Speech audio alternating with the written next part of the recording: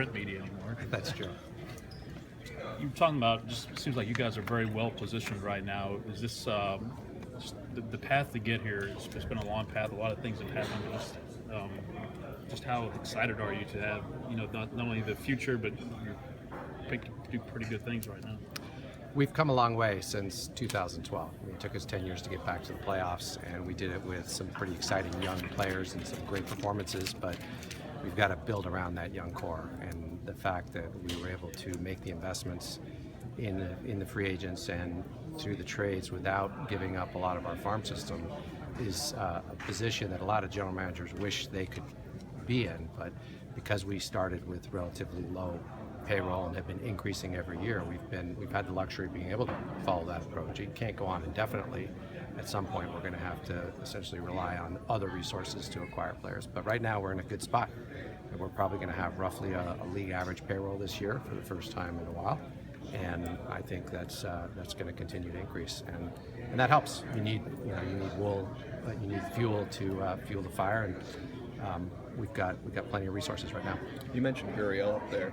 Do you view this as a big spring for him, given he continues to adjust to the daily grind and also a new position for him too? Yeah, it will be. He'll be playing still on the dirt, so it's a different side of the infield than what he's used to. But he showed us last year, I think, that he's very capable defensively, and he got his knocks when he was out there. It didn't matter if the guy was throwing 97 or 87, he was able to make contact. So, you never know how players are going to transition from a different league, international league, over to Major League Baseball. But we've seen some good transitions from the Cuban League, and I think Yuli's going to be continue the success that he had in Cuba here in the U.S. So I think he's going to be an important part of our team this year. What are some early questions that you want to figure out when you get to spring training?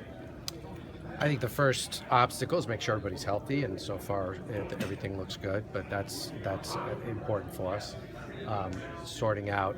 Really at this point, we sort of have a good idea this year more than ever before about who's going to be on the 25-man roster. There's a few spots that are up for grabs, so it's really about how the whole group comes together. It's great during the off season that they've been communicating, and everybody seems to be getting along, but when you put them all together in the clubhouse and we're in a new environment and we're playing games, it'll be interesting to see how it all comes together.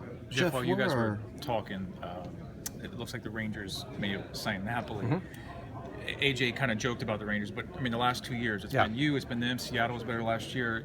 You guys can talk big, but it seems like winning that division, being there, is the first step for you guys to take. No doubt, and I expected the Rangers to have another signing up their sleeve, and they've brought in 3 or 4 players that we think are going to help them.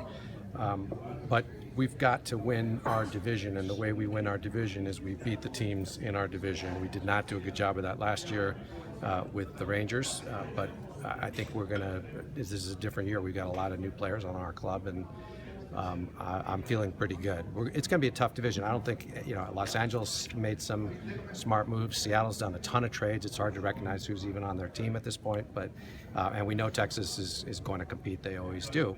And you really can't count out Oakland out either. They're sort of under the radar, but they show up and play hard. So, but we need to win division games this year, and that'll happen. What can you do in the spring training to just make sure you get off to a better start? Is there anything, analytically or physiology? I don't think so. And really, what I said up on the stage, I think makes a big difference, is that AJ's going to have more weapons. Last year, Carlos got off to a slow start. Colby got off to a slow start, but those were regular players, and there really wasn't anybody to take their spot. This year, if someone gets off to a slow start, there's another player there, and you can give him a shot. That plus, I think, there won't be any panic. And not that we were panicked last year, but it did sort of build up a little bit. There was we weren't expecting that bad start. Nobody was. And once it happened, people were a little bit paralyzed. What do we do? I think with McCann and Beltran and some of the other veterans in there, they're going to say, hey, this is part of the game. Let's go win tonight and not worry about